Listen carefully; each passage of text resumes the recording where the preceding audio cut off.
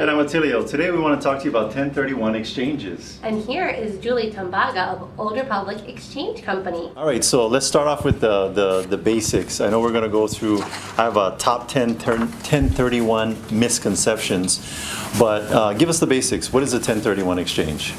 A 1031 exchange is a way to defer paying capital gains tax. Okay. It's just for investors. Just for investors? Yes. Investors sell a property and buy a property within a specific period of time. If they have gain and they want to defer it, they have to do an exchange. All right, nice, real simple explanation. Obviously, we're going to have more information or links below that you can click on if you are the detailed-oriented person. All right, so let's go through these top 1031 exchange misconceptions. Number one, what do they mean by like kind means I must exchange the same type of property, such as an apartment building, for an apartment building?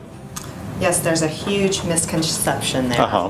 Like kind is very broad. It's any combination of real property. Mm-hmm. So it doesn't mean condominium for condominium, single family for single family. It can be any combination of real property. So condominium for single family, commercial building, industrial building, retail, vacant land. Mm-hmm. As long as it's real property, you can do an exchange with it. So you can't buy a boat. What if I had a T-Rex skeleton? Because those are worth like a couple $1 million, you know. Could I exchange that for an apartment complex? If it has to be real property? No, I'm sorry. Okay, I no like to T-Rex. say yes, but on that I have to say. All right, here's number two. I feel like we're on David Letterman. Number two, my attorney can handle this for me. Your attorney cannot handle it for you if he has been your attorney for the last 2 years. Okay. So there's certain people that can be qualified. Qualified intermediary myself, what I do is qualified to do an exchange. But if you had somebody like your attorney work for you in the past 2 years, they're disqualified. Okay. Here's a funny one. I must literally swap my property with another investor. Yes, there's like a swap meet that you go down to, 1031 swap meet. No, you have to just be selling investment property and buying investment property. It doesn't Okay. matter if you buy a property from a person who lives in it Yes. for their personal residence. Okay. It's how you use it, the exchanger, that matters. Here's one, and this is where you come in and why you have good what do you call it, job security. 1031 exchanges are too complicated. Oh, they're not so Yeah. bad. You just have to follow some The rules. some time frames. I think the hardest part about doing an exchange right now is finding a replacement property. Okay. And I'm sure we're going to go over that, but you have to find and identify a replacement property within a specific period of time. And I think right now in this market, people are having the most difficult time doing that. Otherwise, the paperwork is pretty standard. Okay. You have to sign when you sell and sign when you buy that you're doing an exchange. And So follow the rules. not much extra. So you have to be a rule follower, but if you're somebody like maybe like Adrian who has lots of speeding tickets and doesn't follow rules, she should have somebody like you help her with her Yeah, 1031. someone needs to keep an eye on Okay. her. All right.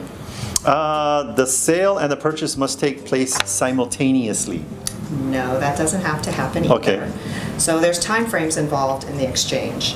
The clock starts ticking when you close on the property you're selling. Okay. You have 45 days to identify in writing what you're going to buy, and 180 days to close on it. So there's a time period in there. Okay. Right? So the 45 days is included in the 180, so you don't get 45 and then a fresh 180. Okay. So they don't have to close simultaneously. They can. There's a simultaneous exchange where everything closes on the same day. You can do that. But most likely people will do a delayed exchange. Okay, so if you're like me and I saw Julie's mouth moving, but I was thinking like, okay. candy bars, squirrels, and puppies.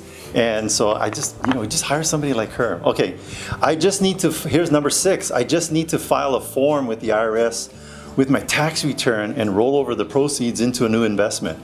Well, you do have to report your 1031 exchange with the IRS. So that is common. But you do have to have all of the 1031 exchange paperwork. Okay. It has to be signed before closing of your sale and your purchase, and the flow of funds need to go through a qualified intermediary. Okay. Here's this one. 1031 exchanges are only for real estate. I think we kind of talked about that a little bit. Right. So like kind, which what most people will be doing is real estate, selling real property and buying real property. There's other types of exchanges, like for example a personal property exchange, Yeah. where the like kind requirement is much more strict. Okay. For example, I do cranes for some reason, cranes for cranes. So people will depreciate their You're not heavy-duty talking about those equipment. birds that like in the rice paddy, that kind of crane? No. No, building crane, No, construction building crane. cranes, Okay. construction cranes. Think about it. When they depreciate their property to zero, they sell Yeah. it, they make some money, they pay taxes. They go out and buy replacement property equipment anyway. They can do an exchange Gotcha. with that. But for the most part, it's real property. Okay. Let's see here. Number 8. All of the funds from the sale are relinquished property must be reinvested. If the client or exchanger wants to have 100% deferral, that's correct. When Okay. they sell the relinquished property, after escrow pays off the commissions, Mm-hmm. escrow fees, and a mortgage, the net proceeds come to the exchange company. Okay.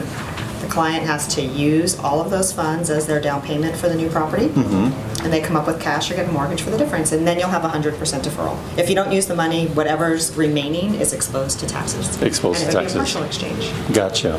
All right. Let's see. We got 2 more. 1031 exchanges are just for big investors, like heavy people who eat a lot of cheeseburgers. No. No. Any investor can do an exchange as long as they're selling investment property and buying investment property. So the first time investor, they sell their first investment, do an exchange. When you're doing an exchange, you're always moving up. Gotcha. So you have people, smaller investors that are moving up, and you have the larger investors that maybe use it as a estate planning tool and buy down. Or wealth building. Yes. Alrighty. And the last question is, must I hold the property longer than a year before exchanging it? That's probably my number one question. How long do you have to hold investment property? There's no rule or law on how long you have to hold investment property. It's all about your intent. Did you intend to hold it for investment and prove it? And hold it for investment or productive use in a business or trade. You can talk to 10 people and get 10 different answers. Gotcha. So the longer you hold it, the safer you are. Gotcha. Well, we want to thank again Julie Tumbaga.